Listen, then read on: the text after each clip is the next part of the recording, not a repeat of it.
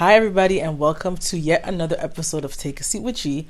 I'm your host, G, and today we have a very special episode, and we have a very special somebody on the couch, okay? We have EverythingOShauN. Now, welcome on Take a Seat with G, and thank you so much for coming. Thank you for and having taking me. a seat with G. Thank you for having me. Thank you so much. I'm really excited about this episode. Today Yes. has been a good day so far. Amen. We're 2 for 2. We love that. And I'm ready to get into this, okay? Sweet. All right. So for the people that are meeting you for the first time and for the first time on my couch, who is EverythingOShauN and beyond music, who are you? I'm a fun, silly guy. Okay. I like to make other people laugh, feel good, feel comfortable. Like I'm a nerd at the same time, but like I like to keep it fly still. You know what I mean? I'm unpredictable to people who don't know me. So for example, I know you said not necessarily as an artist, but music wise, if you go to my music library of what I listen to or when I'm in the gym or working out, you'll be surprised the type of music that I listen to, even though the type of music that I do. What do you listen to?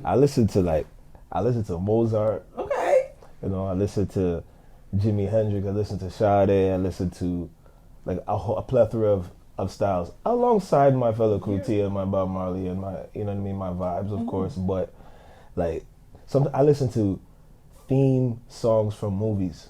Oh. Like I'll go on Spotify. Look, like I'll be watching a movie or watching something on Netflix, and the end credits has this like crazy soundtrack sound. Yeah. And I'm like, yo, that sounds crazy. And I just go find it, look for the movie, find the song, press play, keep it on repeat. Yeah. And you think I'm going like this, you think I'm listening. What's this guy listening to? Burna Boy? No, I'm listening to some Chopsticks Rain something. You have no idea what I'm listening to. You can never guess what I'm listening to. You're a real artist, a real musician. You listen. I guess. No, that's good. I feel like a lot of people, some people might stick into like a category or a genre, but no, you're listening to everybody. And I feel like every great artist has a very big catalog in their head of music. They study music. Yeah, so you just do that. I credit my dad for that. My dad, who's the Nigerian in the family, he put me onto the array of sounds. Like he had the crazy music library. So from Christian to jazz to Spice Girls to Destiny's Child to whoever. Just like my dad, I feel like African dads is just something with music. They get it all, man. Yeah. They get it all. I guess I adopted that. Yeah. Shout out to the dads. Yeah, for sure. They be doing the big one when it comes to music. I can't even lie. Trust me. They be doing the big one. Trust me. Okay, so I know that your brother is your DJ and has also produced for you. Of course, he produces 90% of the 90%. That's my partner in crime. Wow. Yeah. So how did the partnership begin, and how does it keep you honest? Oh wow, I like how you worded that. Yeah. It started with back in the days, like in high school. We had our own two different cliques. You know what I mean? My friends and his friends, we all were artists, but we had our own separate whatever. So we'd work on music separately, but eventually we'd come home. Right? Eventually we'll come home. I might play something that I was working with these guys with. He might play something that he was working with those guys. And one day we were just kind of just sitting around like, we're always with each other.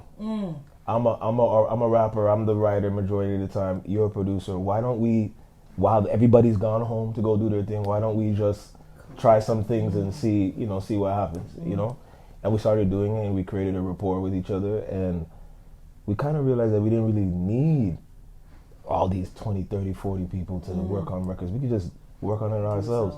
So we just, we created that, and, we're very close. And he keeps me honest, because if there's something I'm not doing well, or if he thinks that I'm not putting my all into it, he'll tell me, and I believe him. You know what I mean? Because he wants me to win. I want him to win. So we kind of like push each other, like, no, redo that again. Or, I think this drum could go harder. Or, oh, I don't really like that hook. I know he's coming from a good place because he wants to win. So therefore, he wants you to win too. There you go. Yeah. I think that's what family is all about. I mean, I know people say it's hard to work with family members in business because music is a business, right? Yeah. Not everybody has that cohesion or that, the vibe with, with a family member, because it's harder. Yeah. But when you get it, and then eventually our friends started being each other's friends. You know what I mean? So that made it easier too. There was no real separation even outside of the music. So that's a beautiful thing. Yeah. Honestly, keep the family close, because at the end of the Right. day, that's the only people that will stay there. You can fight, but at the end of the day, we're still family. That's it. We always come back to it. That is it. Yeah. Okay. So working with family can be very intense, like you just said. What's one boundary that you've had to set to make the creative relationship sustainable? Wait, whoa. That was a loaded question. What boundaries did we have to make, or did I make, to make our relationship sustainable? I think the boundary that we have, I wouldn't even really call it a boundary. We just kind of, because we fight. Don't get it twisted. We brothers, right? We still fight, but we always make sure to remind each other that after the emotion goes down, it's time to get back to the work. Yep. You know what I mean? So we don't hold grudges with each other, because I know family members who hold a week, 2 week, 3 week, and we've gotten to some, but we kind of quickly get over it. Yeah. You know what I mean? We get over it real fast, and then we get right back to the work. Yeah. So we don't wait too long to get back into the work, so it doesn't feel awkward or whatever. We know that we're human beings, and we go through emotions, we go through feelings, and we respect each other on that aspect. And then we just get right back to the work. And then usually 95% of the time, it's okay after that. You know, it doesn't mean that sometimes a day or two can't go by, but it's very rare. Very rare. Yeah. Well, that's good. That's good as well. Yeah, for sure. So how do you divide your roles on a project? Like, who decides on the beats, on the hooks, or video concepts and show? I think when it comes to the music, like, although XP is a producer, he is, or a beat maker / producer, he is an executive producer. So a lot of times he comes up with ideas that he believes that I should do. You know what I mean? I come to him as well. So I would say, like, it's like a 50-50 partnership when it comes to that. So video wise, it could be me, it could be KP, right? Our manager, my manager. I have another creative director, Keem. She also comes up with ideas, and sometimes it depends on what video guy that we work with. They might have their own ideas, but KP comes a lot with those ideas, and then we just make it come to fruition as best as we can. You know what I mean? Okay. Yeah. So let's talk about your catalog. I feel like you have blends of Afro, of course. There's drill, of course, and then there's global. We're Canadian, so we fit into a lot of categories because of how multicultural our city is, and that's what we love about our city. So, how would you describe your DNA, like your music DNA? I know a popular term that's been going around is fusion, Afro fusion. We just talked about that today, right? Fusion. So yes, and I know why you would be saying that, but Afro fusion is how I feel I am. I feel like the true term of Afro fusion is really grabbing from different elements, different sounds of genres that you're interested in, and still having a foundation of the African root or the African sound inside of that. And because we come from Canada, Toronto, GTA, we are surrounded by every culture you can imagine. That's true. Right? So I can't help but be a multitude of vibes. You know what I mean? And because they work so closely well with each other, it's just literally, and I told you at the beginning, what did I say? I listen to all these type of sounds, right? How do I find a way to make it Oshaun, which is why that everything comes to together. That title, EverythingOShauN. There we go. Yeah. Wow, I like that. Yeah. Okay, no, that makes sense. Yes. Okay, so walk me through one of your sessions. Do you start with the beat, a line, a melody, or the feeling? Like, how does it work for you? There's no rhyme or reason. Yeah. There's no consistent formula of how they come together. You know what I mean? Like, I've done okay, I'll tell you this. I said this in an interview the other day. My favorite place to write is in the car. That's like a thing of mine. Okay. Driving motion creates a lot of inspirations and ideas for me when I'm moving. Okay. Right, so it does happen too when I'm jogging or doing exercises, which is pretty annoying because it makes my It makes it go longer than it should. But driving is like my number one spot. XP will send me a beat, and sometimes at the beginning, and then I'll write to the beat. But there've been a few times where I'm telling him the idea. I might beatbox or send him a voice note of what I'm looking for. I might hear something in a cartoon or in a movie. I'm like, okay, you see the feeling of this? How can you make this into a song that's catered to me? You know what I mean? And he'll take that inspiration. He's great at doing that. So there's just different ways, man. I don't have my recipe. Yeah, my recipe is just different. Depends on how I feel. Like I might go home right now on the way home and write. I might write in the shower. You know what I mean? He might send me 5 beats and I don't listen to them for 2-3 months, and then that 4th month I write to all 5 of them. Yeah. Like it just depends how I feel. Feeling is everything. Okay. So which song in your catalog best captures who you are today? Today, as in 6:37 today? Today, yes. Moments. At this very moment. Shit. You know what I say? Just cause this week wasn't was a pretty good week, I'll say Alabeke. Okay. We're gonna talk about that song. I mean, I could say that right this moment. Oh, right this moment. If you asked me yesterday, I would have. Yesterday, I would have been Biko yesterday, but today I'll say Alabeke. Okay, so I'm glad that you mentioned that. Alabeke 2 featuring Odumodu Black. Oh yes, is a standout collab. Okay, Thank you. How did that connection happen, and what did you want to bring to that song? Well, Alabeke, the first one, was a record that when we put out, I didn't know that many people were gonna go crazy to it. You know what I mean? Or be like a record that, like, when people see me, they would say Alabeke or Alabeke, or they will, when they good. Every time we performed that record, it was a big moment. You know what I mean? So I've always, me and the team and other entities in the industry, even Fusi was an advocate of you need to do a remix to that record. You know what I mean? Because people, I see what happens when that record is played, whether it's on the radio or on coming to a show. So I said, yeah, we got to do that. And 2 other guys showed me, or Fusi and another, who's the other guy? One of my niggas, I can't remember at the moment, but he showed me Odumodu. Said, yo, you should reach out to this dude. He's going crazy right now. And I'm like, yeah, okay, I'm a follow up on him. I'll message him, see what happens. He's in Niger right now. Blah blah blah. We'll see what happens. And we hit him up. He hit me back. You know, the funny thing is, he said he saw the video of the original one. Oh. Because I was running at that time. I ran some ads. Yeah. I sent the ads to to Nigeria in certain areas. Because a few radio stations were playing the original record over there. So he said he saw it and he fucks with it, and he's like, oh, yo, let's do it. So boom, he sent me the verse eventually.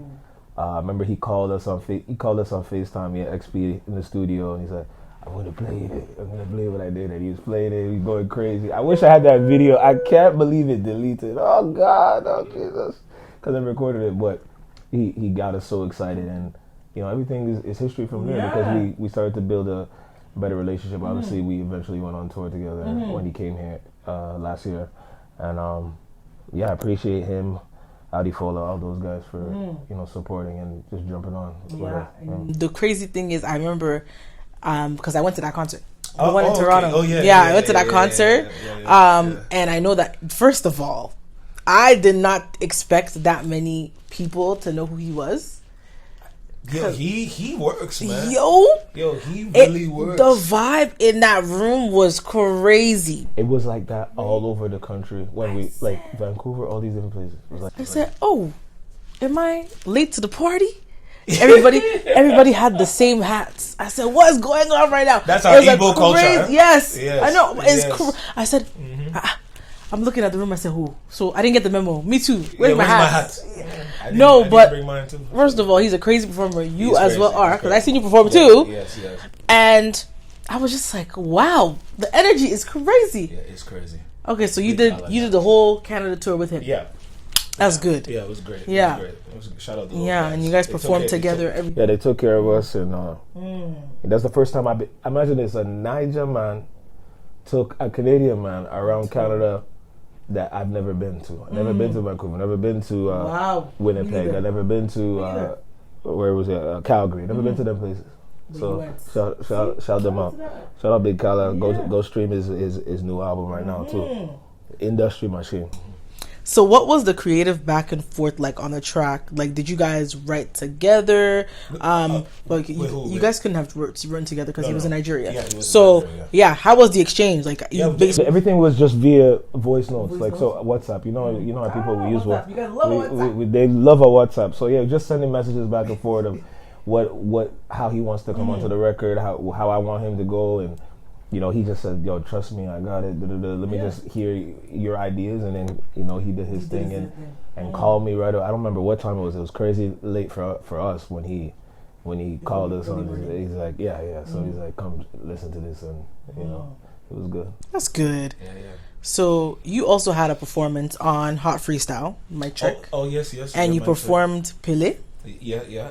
How did that come about? And like, just walk us through. Like, how was the vibe? How did you enjoy it? Pele remix. That was a Pele remix, I think, right? Yeah. The way it came about. Listen, I love sports. I'm a sports guy. Okay. I watch basketball, soccer, football, baseball. I was crazy baseball. Listen, my heart broke in the city. Obviously, I watched all of that. Yeah, I really. Yeah. It really.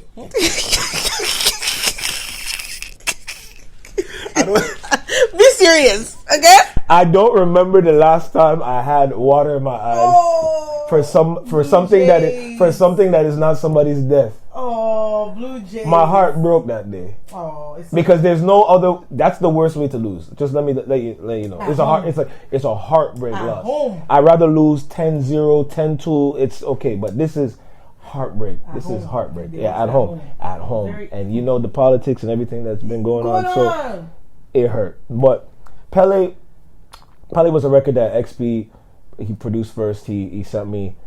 He's like, I'm always talking about Pele this or this person that or Ronaldo this, and he's like, why don't you just make a song with Pele? Like talk about how you feel your energy, because I was feeling that day. I was feeling a little.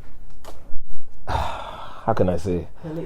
I just feeling just very vibrant, very just like. Yo, these guys don't know me. Like, listen, let me tell you who I am, yo. Let me tell you, and let me tell you where the power comes from. Because I talk about God in that record. I say, yo, God is God. I pray to God every day. Thank you, Amen, for what I got going on. The passion. So, we did that record, and this A&R guy in LA named Anthony. He told us, you need to have a remix of that record. You know what I mean? So he connected us with Brazilian duo Trop Killers. So we talked Trop Killers. He said I sent them the original Pele record. They loved the record. They want to do the remix to the record. So I said, okay, let's do it. I sent it to them. They did the record. We were blown away, and it's very exciting for us. Like as soon as we got that record, we were excited because they're the main producers of that record. And Hot Freestyle. They hit us up about if we want to do a record, and I was originally gonna do a live at Care. Okay. But we said, you know what, Pele, let's give it a grand opening type of thing. So so we did it there for the remix. And they were great, man. Yeah, no, that remix is fire. Check it out. Yeah, for sure. It's a fire song. Okay. I appreciate that. Okay, so how was what did you take away from the experience though? Like, what was it like? With Hot Freestyles or just Hot Freestyle? Yeah. Yeah, it was.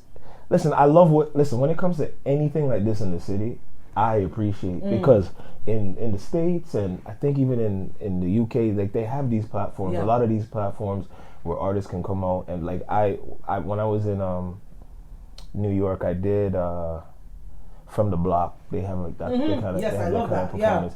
I did they have an On the Radar. Okay. So I did that too. So when the fact that Toronto, Canada, we have something that's like that, finally. Hot Freestyle, any other ones that pop up, I just wanted to continue sustain so that big artists can come through and do and perform, and also local artists can come. We need more platforms. We need platforms like what you have going on. We need platforms like Hot Freestyle. We need platforms like all these guys. You know what I mean? Because there's not that much that cater to our people. Yeah. R&B, hip hop, Afrobeat. I mean, we need more of that stuff. So and that's why we're here. We're here.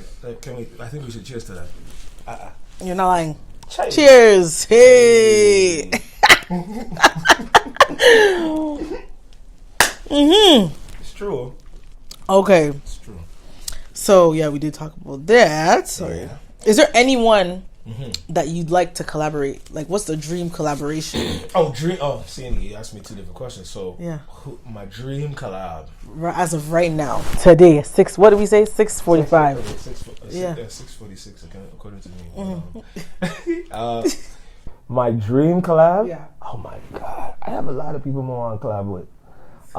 What would you like if you had the chance right now? Snap fingers, showed up in the studio. Who would it be? Do they have to be like making music right now? Yeah, let's keep it recent. No, I mean they're alive. Okay, but they're not making music right now. It don't seem like it, but I'm waiting for them to make music. Okay, who is that? Because you're thinking about it. Who is it? Sade. Sade, UK, Niger girl. I would. You see how I cried almost for the Blue Jays? I would cry for this. Okay. I would cry if Sade. Yeah. But she's not. I don't think she's making music currently right now. But someone who's active right now. We activated. I'd say I say Burna Boy. Okay, that's a good one. Yeah, I would say Burna Boy. Burna Boy. He's fusion, right? Afrobeat, rap, R&B, all those vibes. I think that we can blend pretty easy. So you know what I mean. He's a great performer.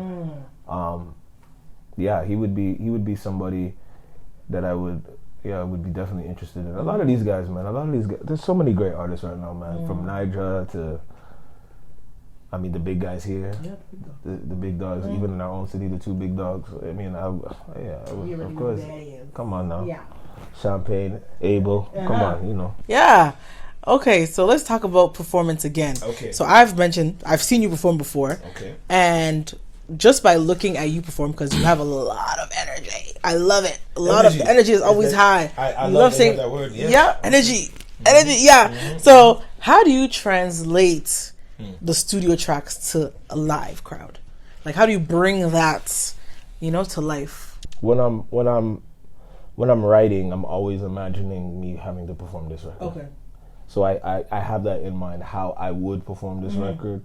And the thing about shows is, like, I want people to get a jolt of energy when they see me perform.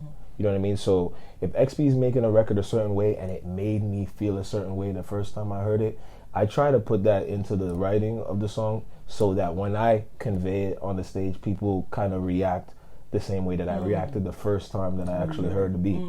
So I try to do that as best as I can. It's always a work in progress, but when some of them hit, they hit. So I always keep that in mind. Okay. Yeah. So do you have any like pre-show rituals that you keep before you go on stage? Like, what do you do? What's something that you do as a ritual? I always pray, whether it be with the team or by myself, because there's been sometimes there's a rush and y'all are not there, so I gotta just pray to myself. Yeah. Oh, Lord. You know what I mean? So it's like, where these guys at? Yo, where y'all at? All right, y'all forgot today. All right, let me do it myself. All right, Lord Jesus, let me do it. So there's that. Make sure I have my water. Okay. You know what I mean? I don't eat before performing. Makes sense. It's not. But a lot of people eat, if they have the. No, I know they definitely have the spread. They have the spread, and I'm like, everyone's eating except me. I can't do it. Yeah, because I would be. Yeah, you have to get it out and then eat after. I did it one time. You ate one time, and then you felt healthy. I would never do that again. Because I'm jumping around. I'm jumping around. I'm running from here to there. Now, if I was an artist that was very laid back when I perform, maybe I'll eat. But I'm running here, there, jumping up, doing my knee ups and jumping jacks and running man, and you know, it's like, and then I eat. No, hell no. That's crazy. No, I can't do that. No, I never understood. I always see that, yes, they bring the food out, and I'm like, don't you think they want to have a good performance? You don't want to give them the itis, and then they have to go on stage, and now they're tired, and now everybody's like, why are they performing like that? Bring the food. Maybe some of these guys are eating, and that's the only reason why they're performing the way they are. They actually have the itis. Yeah. So I can't do it. No, I'm always like, because I'm trying to be in those spaces where I put on the shows and whatnot. Yeah. What are you guys eating? There's no food until after. No, after. Yeah. When I always say, I grew up thinking that eating food meant the day and the job is done. Mm-hmm. I don't want to. That's crazy. First of all, yeah. I don't eat before I work out. When some people say, "Oh, it's good to eat," sometimes a certain whatever before you work out, I'm like, nope. Nope. I don't get the most I'll do is a smoothie. Yeah. I might have a smoothie. Mm-hmm. So sometimes I have a smoothie before a show. Mm-hmm. Sometimes not, and I wouldn't even be right before the show. Maybe a couple hours, 3-4 hours before.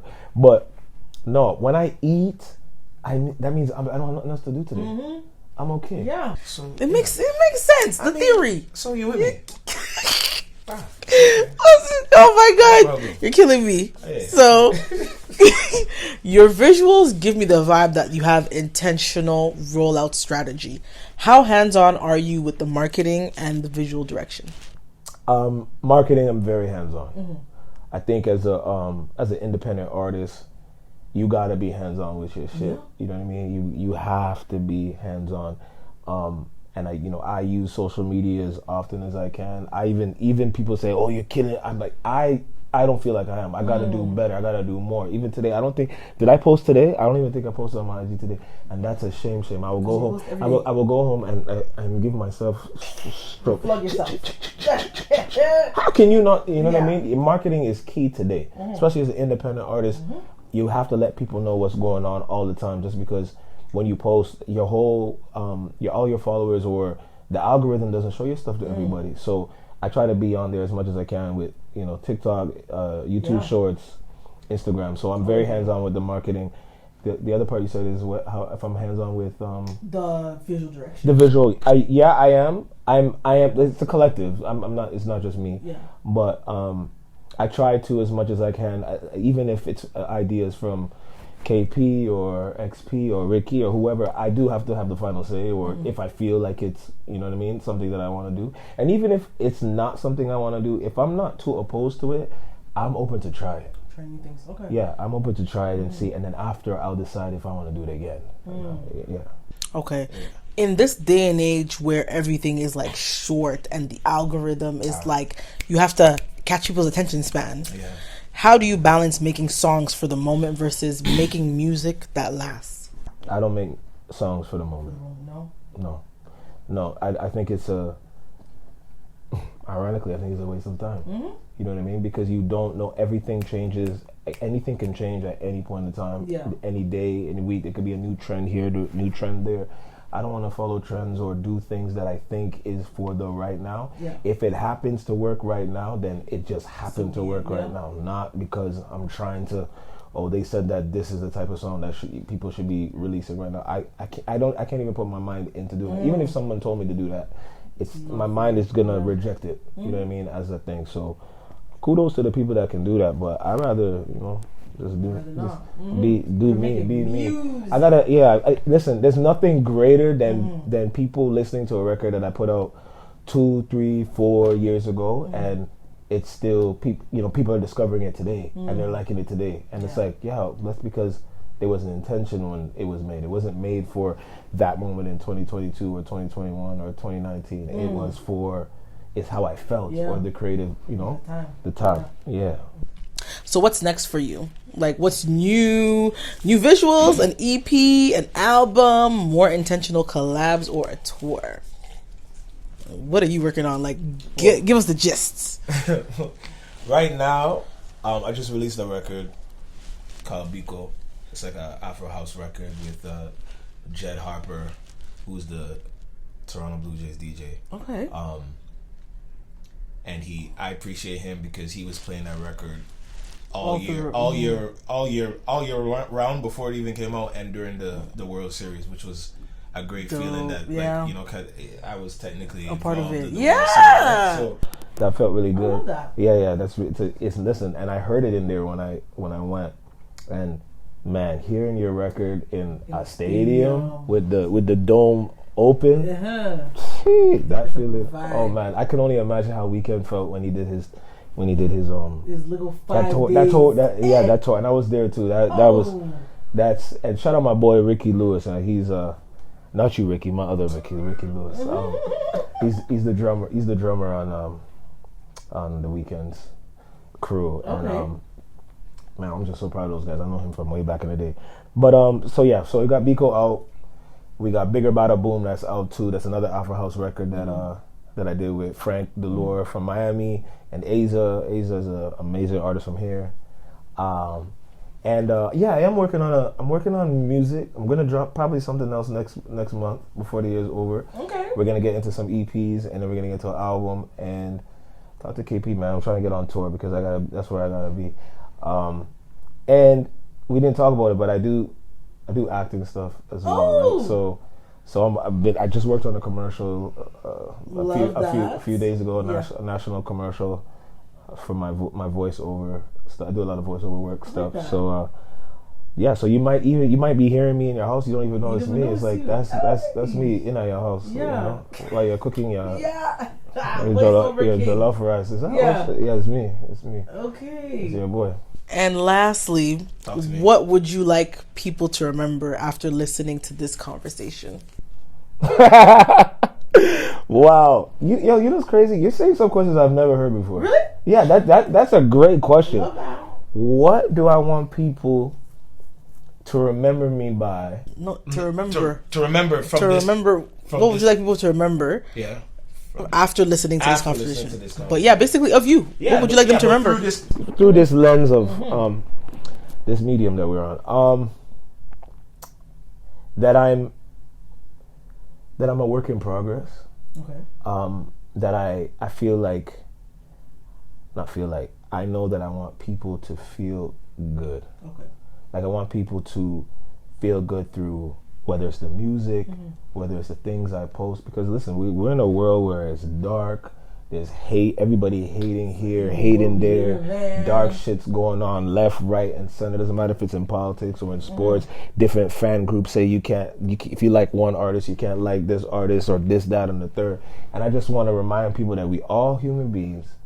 We all have what we like, what we don't like, but we don't have to hate on what you don't like. Just love on what you like. Exactly. You know what I mean? And hopefully through this show and other things that you see me in, that you'll become a fan or a supporter of the vibes that I do, because it's at the end of the day, it's always coming from a pure place. It's always art first.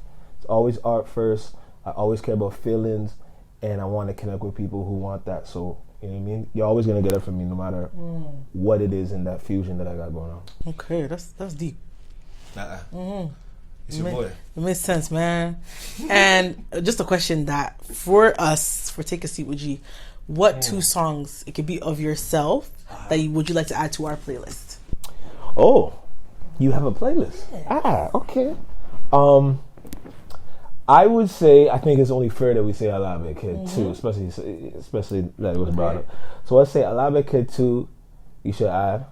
Ricky, what we should add? What would you say? I'll let you tell it. Bigger Bada Boom. Okay. Bigger Bada Boom. Those 2 have just been added to the playlist. I promise you, it's a vibe. That's all I can say. Period. No, I believe it. It's a vibe. Yeah. I have to listen to Bigger Bada Boom. Yeah. But I've heard Alabeke. I've heard a few of the songs. Okay, I know the tracks. Yeah. So, of course, those will be added. We appreciate you for coming. Thank you so much for taking a seat with G. Please, guys, go listen to his music. Keep up with him. Everything's going to be down below in the description box. Yeah. Don't forget to please like, comment, share, subscribe. Make sure that you leave a comment in this video so we know that you're here. Don't forget to join our community. And, of course, stay tuned for more. Stay tuned for more from OShauN. He has great things coming. Everybody has great things coming. Thank you so much for tuning in. And have a good one. See you next time. Bye.